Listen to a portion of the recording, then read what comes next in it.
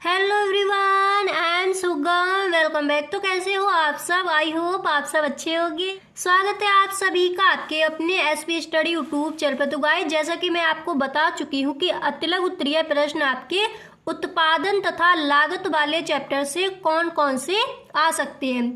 तो आज हम आपको बताएंगे कि लघु उत्तरीय प्रश्न आपको इस चैप्टर से कौन कौन से तैयार कर लेने हैं 2024 के बोर्ड एग्जाम के लिए। ठीक है, तो यहाँ पर देखिए जो आपका पहला प्रश्न है, और ये प्रश्न कई बार पूछा गया है कि उत्पादन फलन की संकल्पना को समझाइए। ठीक है, जब आपसे ये प्रश्न बोर्ड एग्जाम में आज किया जाए तो इस प्रश्न का आंसर आप इस तरह से लिखोगे। सबसे पहले आपको इस तरह से हेडिंग डालनी है कि उत्पादन फलन की संकल्पना। ओके, इसके बाद देखिए आप लिखोगे कि किसी फर्म के उत्पादनों एवं उपादानों के फलनात्मक संबंध को उत्पादन फलन कहते हैं। समझ आ गया उत्पादन फलन क्या है? इसके आगे फिर आप लिखोगे कि उत्पादन फलन बताता है कि एक दिए तकनीकी ज्ञान तथा प्रबंधकीय क्षमता की सहायता से उत्पादक द्वारा उपादानों यानी आदाओं के विभिन्न संयोगों से उत्पाद की अधिकतम मात्रा किस प्रकार प्राप्त की जाती है। इसके बाद आपको लिखना है यह संकल्पना केवल भौतिक मात्रात्मक संबंध पर आधारित है, इसमें मूल्यों का समावेश नहीं होता। इसके बाद इस तरह से आपको गणितीय रूप में लिख देना है। फिर आपको लिखना है कि जहां QX बराबर X वस्तु का भौतिक उत्पादन है और ABCD बराबर उत्पत्ति के विभिन्न साधन हैं। ओके, इतना लिखने के बाद फिर देखिए आप यहाँ पर लिखोगे कि उत्पादन फलन का अभिप्राय फर्म के उचित साधनों और प्रति समय इकाई वस्तुओं और सेवाओं के बीच का भौतिक संबंध है, जबकि मूल्यों को छोड़ दिया जाए। इस तरह से आपको यहाँ पर इन्वर्टेड कॉमा बिगिन करना है, यहाँ पर आपको इस तरह से क्लोज कर देना है।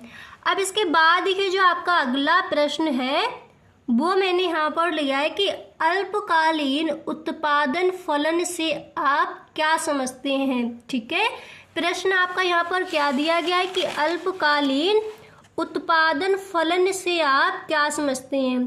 तो देखिए यहाँ पर आप इस तरह से हेडिंग डालोगे अल्पकालीन उत्पादन फलन, और फिर इसके बाद इसका आंसर आप इस तरह से लिखोगे। आप लिखोगे जब उत्पादन के कुछ साधनों अथवा एक साधन की मात्रा को स्थिर रखते हुए अन्य परिवर्तनशील साधनों की मात्रा में वृद्धि की जाती है तो उसे अल्पकालीन उत्पादन फलन कहते हैं। फिर इसके आगे आपको लिखना है क्योंकि अल्पकाल में उत्पादन के सभी साधनों को बढ़ाना या घटाना संभव नहीं होता, जबकि परिवर्तनशील साधनों की मात्रा को आवश्यकता अनुसार घटाया बढ़ाया जा सकता है। फिर इसके बाद आप लिखोगे इस प्रकार उत्पादन फलन परिवर्तनशील अनुपातों के नियम का विषय है। ठीक है, इस तरह से आपको अल्पकालीन उत्पादन फलन का आंसर लिखना है। अब इसके बाद देखिए जो आपका अगला प्रश्न है वो मैंने यहाँ पर लिया है।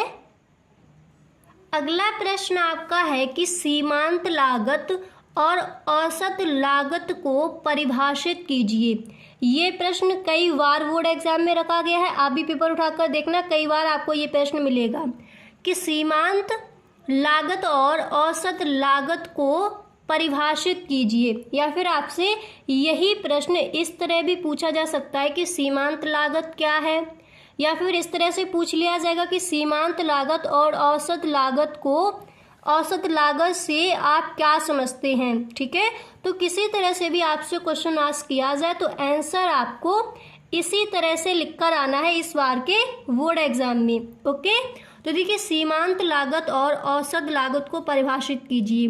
तो सबसे पहले आप इस तरह से हेडिंग डालोगे सीमांत लागत, और फिर इसमें आप लिखोगे कि सीमांत का अभिप्राय है एक अतिरिक्त इकाई के उत्पादन से कुल लागत में जितनी वृद्धि होती है उसे उस इकाई विशेष की सीमांत लागत कहते हैं।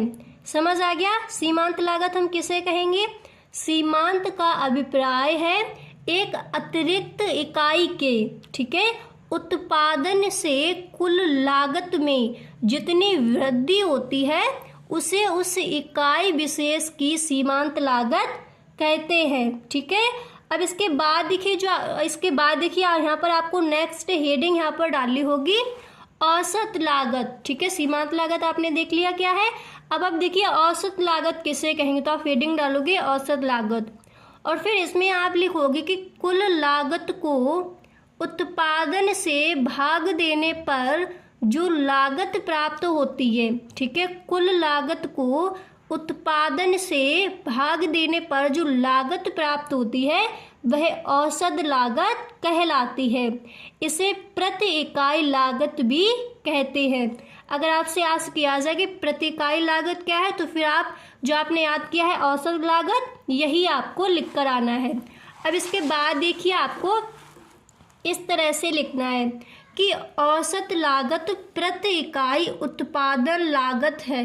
ठीक है, औसत लागत प्रति इकाई उत्पादन लागत है, कॉमा इन्वर्टेड कॉमा के द्वारा आप इस तरह से लिखोगे। इसके बाद देखिए इसका फॉर्मूला आपको लिखना है कि औसत लागत बराबर कुल लागत अपॉन कुल उत्पादन इकाइयाँ। ठीक है, औसत लागत बराबर कुल लागत अपॉन कुल उत्पादन इकाइयाँ, इसको आप इस तरह से भी लिख सकते हो।